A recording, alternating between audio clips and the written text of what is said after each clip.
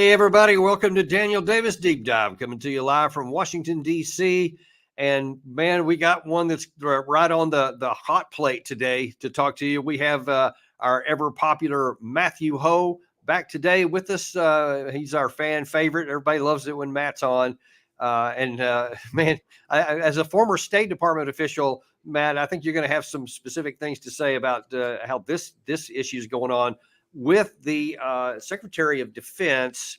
And wow, just the disaster that's been going on with this whole way what should have been a standard hospital thing was handled. And man, to my view, basically, the Secretary of Defense went AWOL, and the administration fumbled bad in their explanation for what had happened, and leaving more questions than answers so far. And man, this is just hard to understand how something could go on like this at this level. And to bring people up to speed here, in case anybody may have missed some of the statements of late here, just real quick to recap: Secretary of Defense had a procedure, I think, on the 22nd of December. Was supposed to be a simple thing. He had some prostate cancer, but they caught it early, so all the prospects were good. But he got some kind of a problem with the results of that. It got an infection, I believe, had to go back on January 1st. Then didn't tell anyone, didn't tell the President of the United States, didn't tell his deputy. For a couple of days, basically, he was in the ICU and was incommunicado, didn't tell the president. Transferred authority to his deputy at Kathleen Hicks, didn't tell her, she didn't know. And it wasn't until a week later, after this firestorm brewed, when people started finding out, only then did the president himself find out what actually happened, why he was in the hospital for all of these procedures. So that's what happened. Most people are clear on those particular aspects of it here. But now let's take a look at what the administration did to try to cover over this and to try to explain it to the people. Now, first, we have John Kirby trying to explain, tell the people what happened. And his explanation here is actually pretty damning. So the president has known for, I guess, 5 days now that Secretary Austin was in the hospital, but he wasn't informed why? He was not informed until last Friday that Secretary Austin was in the hospital. He was not informed until this morning that the root cause of that hospitalization was prostate cancer. So the question that he was asked was, and he didn't tell the president why. That's not what the answer that was provided. He just told what happened. He didn't say why did he not tell him. So we left that part off. Then some of the reporters in the room were a little annoyed about that, so they started asking some harder questions. And now then Kirby's getting a little snippy in his response. Now, look, what your question kind of gets to is, and I've seen some of the sniping out there, how effective can the process be if the secretary can be gone and we don't know about it? I think what you need to understand, and what I hope people will understand, is that the national security decision-making process does not require, in fact, should not require, cabinet-level officials being the sole people in the room making decisions on any given day. You staff these things from the middle up, and then the cabinet officials, whether it's Secretary Blinken or Secretary Austin, come together as appropriate to make the key decisions, which happened. It happened on the 1st of January. Okay, second time in a row, the question that was asked is not the question he answered. Nobody asked, how do you staff? I just gotta say, okay, Kirby just continues to astound me. I mean, just he constantly does himself better every time in making my jaw drop. Right? I mean, it is just remarkable. But I'll let you go on. Yeah. Yeah, well, yeah, because I mean, he's sitting here lecturing the girl on how the internal dynamics of the Defense Department work and who's staffing. Right. No one asked that. That wasn't the issue. The question is, why did he not tell the President of the United States that he was having cancer surgery? That's the question that was asked, and he didn't even answer it. And his answer, Kirby's answer, completely patronizing, right? I mean, right. For those of you who don't understand how we do things, right? I mean, like, just what I'm not going to use bad words, but like people can guess what the next word would. Right. You fill in the blank there, folks. But the other aspect too, though, is if I'm a member of Congress and I'm hearing this and I'm saying we confirmed Lloyd Austin as the Secretary of Defense, We didn't confirm some colonel or one-star general on the Joint Staff or on the National Security Council to be making these decisions, to be authorizing things. What are you talking about here, Admiral Kirby? How you don't need cabinet officials, those who are confirmed by the Senate as part of the constitutional process, that the way our government runs. What are you saying? You don't need these people, that they're superfluous to how government actually works? I mean, it's remarkable how he basically just said, we don't need to follow the rules of the Constitution. We just let our middle management run things. I mean, that's one way you could take what he said.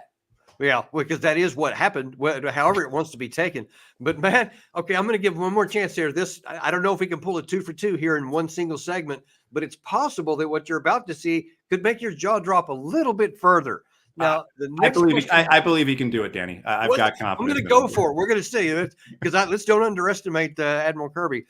But he was asking the issue about trust. And okay, you've told us this. You deceived us from this other stuff. You didn't tell us this thing here. How can we trust you? Now, note first of all how he answers this, because even Kirby has a really hard time keeping a straight face.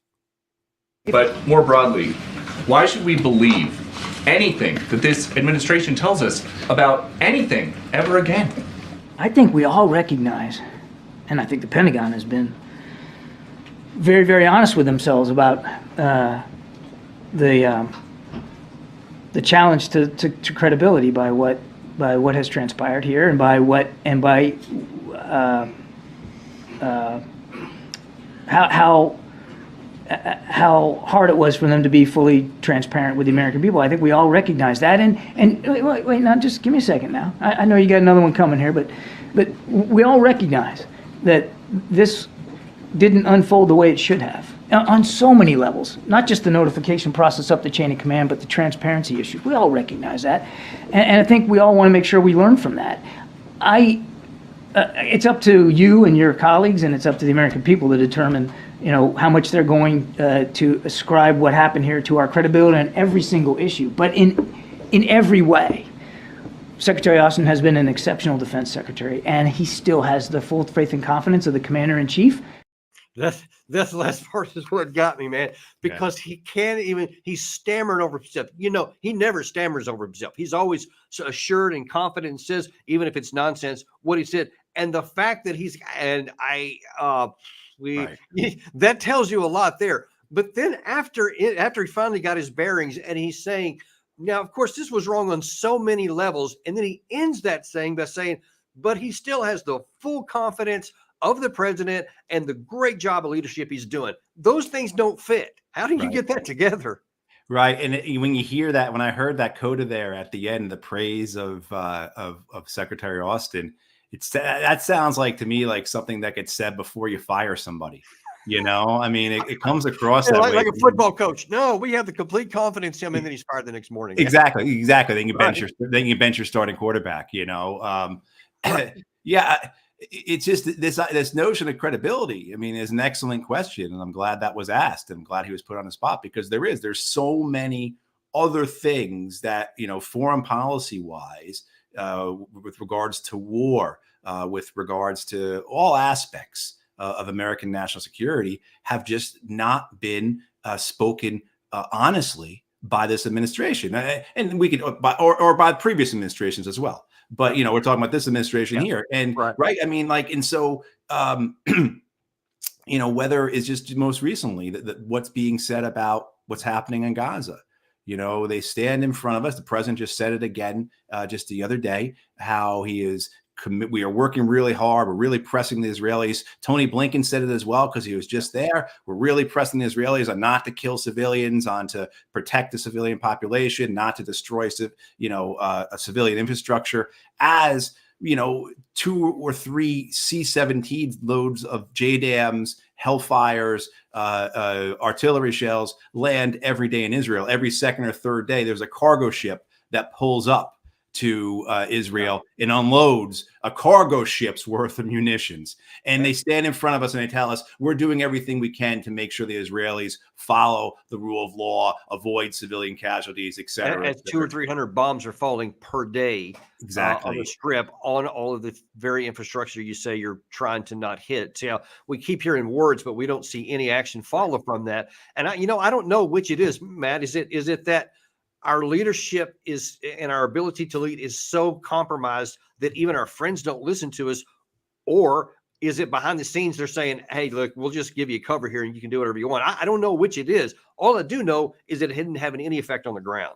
Right. And it's in the trajectory where we're going here, the trend where we're going. I mean, this catastrophe that's unfolding in the Red Sea, this is going to be a long line of things that, Danny, when you and I are old men and we're looking back and we're saying, man, that certainly wasn't something to hang our hat on. This was a huge national humiliation, embarrassment. I have a feeling what's happening in the Red Sea may be one of those things, right? Where the American Navy is out there embarrassing itself, chasing around these Yemenis. Right, exactly. Boston whalers, basically, to enforce, to try and stop them from ending the genocide in Gaza. This is what that's all about. And we're proclaiming we have a coalition, and the only people in the coalition are the Brits. There's a bunch of other nations that have signed up and said we're in the coalition, but they sent like a sailor to U.S. fleet headquarters in Bahrain. That was it. Other than like flag. Yeah, other than the Brits sending a 50-year-old destroyer or whatever they sent to the Red Sea, that's it. It's the American Navy protecting Israel's genocide, protecting Israel from the consequences of its genocide. I mean, so again, we hear all this, right? We hear from our elected officials, from our appointed officials, from people like Admiral Kirby, one thing, but then the actions are completely other. And people see through this. The American people are seeing through this. The American people understand this. And equally as important, the world sees through this. And we are basically isolating ourselves. And trajectory we're on with these bad decisions. One, the consequences that come from pursuing these policies in terms of what might become a larger regional war, a World War III, however you want to describe it. But also then, too, how isolated we are. And how this then pushes nations to find alternatives. So you're telling me if you're a nation, if you're in the capitals around the world, everything we heard last year about the BRICS, bloc expanding and about de-dollarization and alternatives to the American hegemony, you're telling me that they're not putting like 3 more people on their desks who are dealing with that kind of stuff in these capitals around the world right now. We really need to get away from the Americans. We really need to find an alternative. They are dangerous. They are a rabid beast at this point. Or we're just not trustworthy. They can't count on us. They can't count on us. You can't count on them. You can't believe us. And that keeps getting back again to this whole issue with Secretary Austin. Because to me, there's a lot more at stake here than just how he handled this one issue administratively. He told somebody he shouldn't have told somebody, whatever it was. Those are all big issues. That by itself is a big red flag, but it's only the latest in a lot of red flags about Secretary Austin specifically. You can start with how he handled the Afghan withdrawal. From the time he came in, why didn't he? That wasn't the first thing on his plate, since it was already an agreement in place that was supposed to be executed by May 31st of 2021, and why there was basically no action taken on it. And then not until the very end did they start doing some emergency things. And now then they're in reaction mode.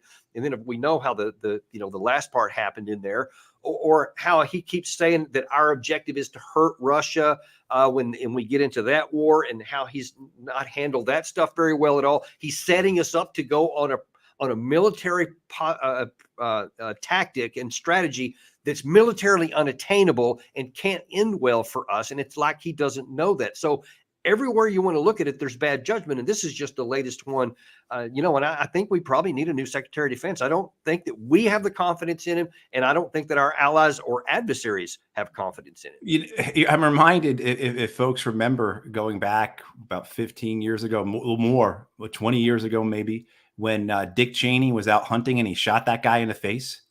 And the White House didn't say anything about it.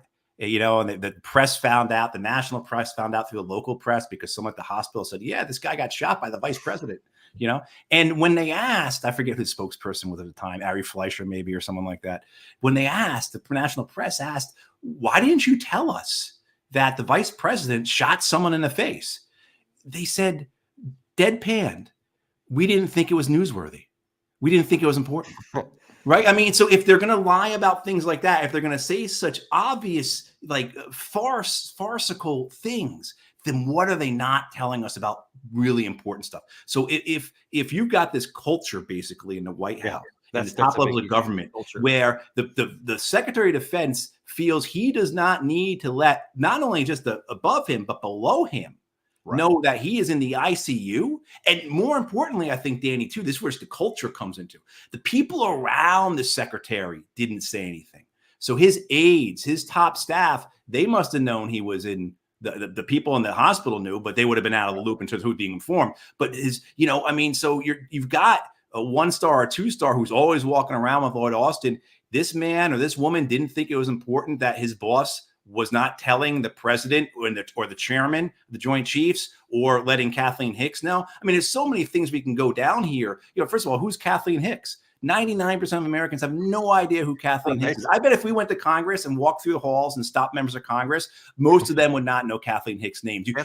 Oh, yeah, okay, now I remember. She's on Fox, right? Yeah, I mean, like, honestly, right? I mean, so the responsibility that is entailed here in these positions is you know, apocalyptic, and that's not being glib, right? Because we are talking about incredibly, you know, so if the culture is such that this is pervasive, that this is permissive, this is how it goes, and then you see the defensiveness of the White House, what else is out there that's not being spoken about? But one thing I want to bring up about Lloyd Austin, because I want people to recall this, is that if you remember when he was head of CENTCOM, about 50 of his intelligence analysts, and this is when the U.S. is prosecuting the war against the Islamic State in Syria and Iraq, as well as basically prosecuting regime change in Syria. We're standing up AFRICOM, all kinds of things. But I'm not standing up, but really filling out AFRICOM. This is during the Obama second term of the Obama administration.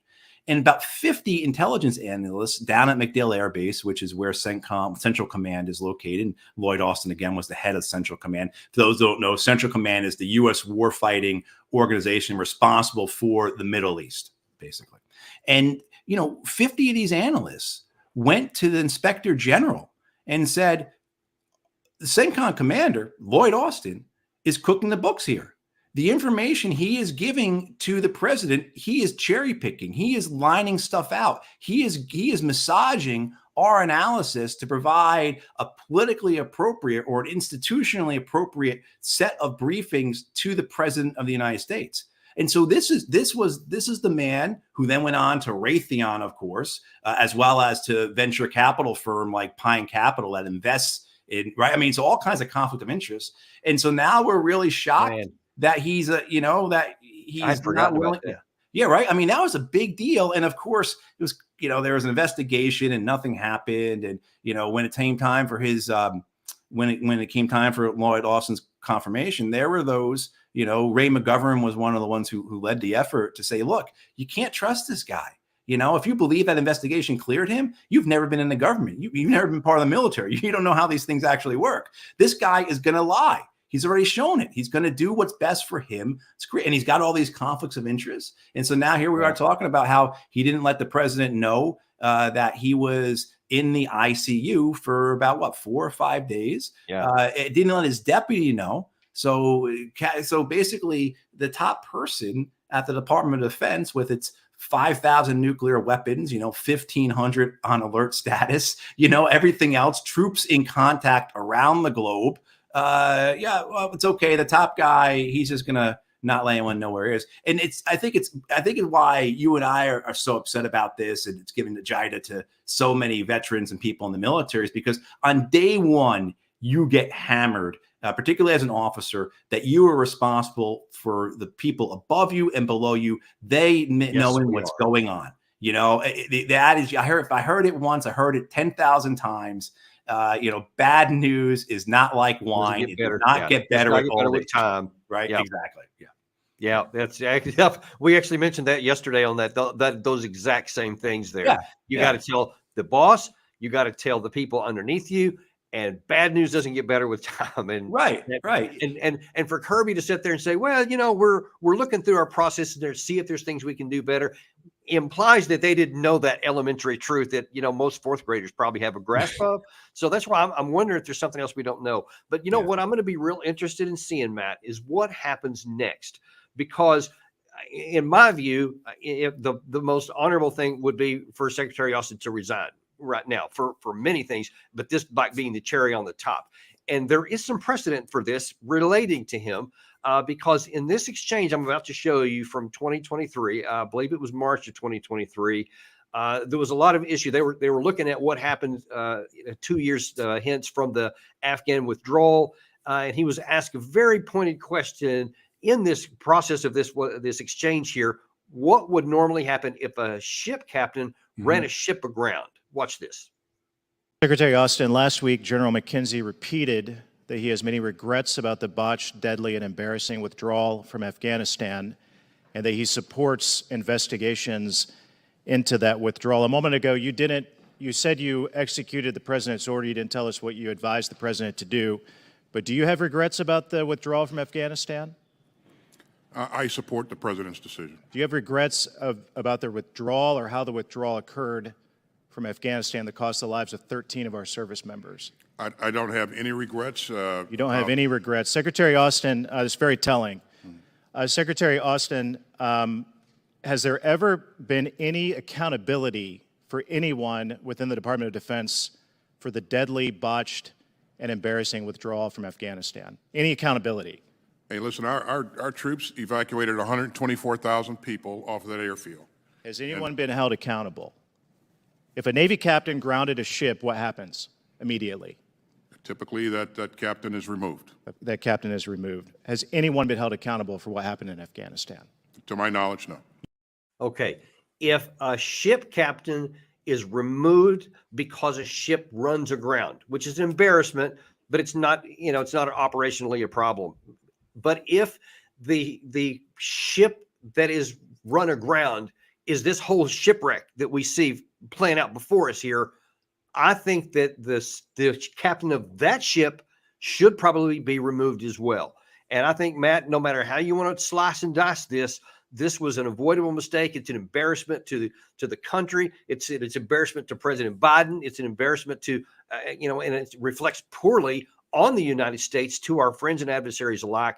I just don't think that he should be able to continue to serve in here because I don't think you recover from this one.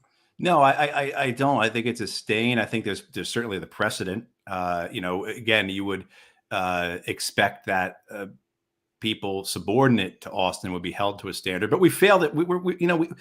We're failing in many regards to that too. So I was in the Marine Corps, of course, and I was in the Secretary of Navy's office 20 years ago now. So and around a lot of senior naval officers, admirals, captains, commanders, and they talked about the Cole precedent, as they were kind of phrasing it, in the sense that when the USS Cole got hit and 19 American sailors were killed, and the captain was not held accountable. He was giving awards, in the sense that you could make at best a claim that, okay, we didn't see it coming, the intelligence wasn't there, but still the ship got hit in a catastrophic attack in the middle of day in a port of call that had all kinds of red flags around it. This guy should have been held accountable. And he wasn't. He was given awards. And I remember them talking about that in that sense, because at that time something had happened and someone was relieved right away. Some skipper was relieved right away. And I think that's the case. You have this politicization where people are just not being held accountable. People aren't being held accountable for any of the losses of the American military, the loss in Iraq, which, however you want to peel it, look, the goal of that war was to make Iraq a hedge against Iran. That was, among other things, that was a strategic goal. What happened? That's a loss. Strategic ally of Iran. Exactly. Yeah. That's a loss. Afghanistan, the catastrophe of Libya, what we saw happen in Syria. Yes. All kinds of things. Yemen, add that to the list. Exactly. Even say that the Ukraine war, who are the people who said, Mr. President, we are guaranteed if we get these weapons in that they will stop the Russians, it will turn them back, that this counteroffensive will be successful, as well as, too, those on the civilian side who are saying, Mr. President, it's 6 months, a year, the Russian economy is going to be collapsed, and Vladimir Putin's going to be out on his butt. You know, I mean, like that guy, who's been held accountable for any of those? Any of them. All right? of those are just dramatic failures. Right. And you have the precedent I think you look at right now is that that occurs in 2010 when General Stanley McChrystal, who's in charge of American or all international forces in Afghanistan, the ISAF commander, has those comments. It wasn't even he didn't even make the comments. It was people on his staff who made comments about the president of the United States, which was, you just cannot do that. You should not do that. You cannot do that. And if you're a commander and people are making comments like that, you need to hold them accountable for that. He set a tone among his staff that allowed for that type of commentary, derision, insubordination, et cetera. And he was relieved right away. He offered his resignation. He went right to the White House. He accepted it. He took it on the chin. I'm not a big fan of Stanley McChrystal, as a lot of people are probably aware. However, in this case, he did exactly what he was required to do as being an American military officer, as being a professional warrior. He did exactly what he was supposed to do. He accepted responsibility and he resigned. And let me tell you, Matt, if that doesn't happen here, if despite all of these things happen, all of the issues you just raised underneath all of this stuff, if at the end of the day, President Biden maintains that statement that Kirby said, he has my full confidence. He's got great leadership, and he's going to continue on. If nothing happens here, I think the credibility of the entire administration just gets cut down to the knees even further. And I don't know what kind of implications that could have, but they're not good. Yeah, I think everything the White House is doing right now, of course, is geared up. It centers around November 2024. That's all their calculations. And so this comes into that of like, this will make us look weak. This will be feed for the National Press Corps, particularly those from Fox and the conservative outlets. But then also as well, this is feed for Donald Trump. This is feed for whoever else, and it makes us look as if we are not as strong on defense as the Republicans would be. That's all what they may think, but I think the opposite is what is going to happen, is that it'll be worse for his November 2024 outcome, because they are going to say what you and I are saying. We're not the only ones, I assure you. Oh, absolutely. And if you and I were part of any organization, Danny, we would expect, one, if it was us, to be relieved, but we would expect that a colleague or whatnot, a coworker, would be relieved as in a position like that. And if it wasn't, that would cause us trouble. And that would cause us, I've got some real issues with how this thing's being run. And maybe it's just, and at this point, however long you've been with the organization, it's issue number 35, stacking on top. And eventually, right, you get to the whole straw and camel analogy, right? Thing, but it shows I don't know what the right word is, but I guess lack of seriousness or professionalism or competency, this is the Department of Defense you're talking about. And it's just not acceptable for the Secretary of Defense to not keep the President of the United States informed. And you can make all kinds of arguments. Well, he's technically not in a chain of command because it goes from the president to the combatant commanders. You can make all those arguments, but we all know that's not how it actually functions, not how it runs. And regardless of all that, it's the perception that matters, right? Let's put on our, people want to say, perception, no, this is the way that we're in the real world. Perception is what matters. And, this is what we're dealing with here. We're dealing with the perception of a United States that's out of control, that is going to do what is best in its political short-term interests. It's going to push unwinnable wars in Ukraine. It's going to support genocide. It's going to sell weapons to all kind of monarchies and despots and everything else, while beating its chest about how morally righteous it is, lecture everybody. And it's, and so it's just one more thing where nations around the world say, man, we got to get away from the Americans. So now let me ask you the next harder question here in the last few minutes that we have. So let's say that either Austin finally says, all right, I'm going to do the right thing, or the White House says, all right, dude, we're getting too much heat because of you, and we got to look at November, so you got to go. So we'll let you willingly step aside or whatever. So he's gone. Is there anybody in the offing that could actually step in to do that job that would be forthright, that would have integrity, that would have good judgment, that the White House would pick? I mean, is there anybody that you can even imagine that would be politically acceptable and get past it and could do those things? Or would we just get the next guy in line to be just like him? I think you get the next guy in line to be just like him. You may not get another retired 4-star, but I think they like the idea for appearance purposes of having someone who had been in uniform. But I think it's also, I think the defense industry feels it's their term to have one of their own, to have someone who really is one of their own. Lloyd Austin, of course, was a part of it, being a board member of Raytheon as well as other things. But I think the defense industry wants someone of their own in that spot. And so I would imagine that. But certainly there are those out there that you could see, off the top of my head, you could find somebody, particularly if you're going to promise them it was like an interim period, right? It'd only be for a year, only for 2 years. So you could have, a former senator or somebody come in to fill the spot, get them through the election. I mean, there's certainly, there's whether or not you and I would like who they select, there's certainly those who would be amenable both to the Congress, the Senate in particular, as well as the defense industry in terms of who they could replace him with.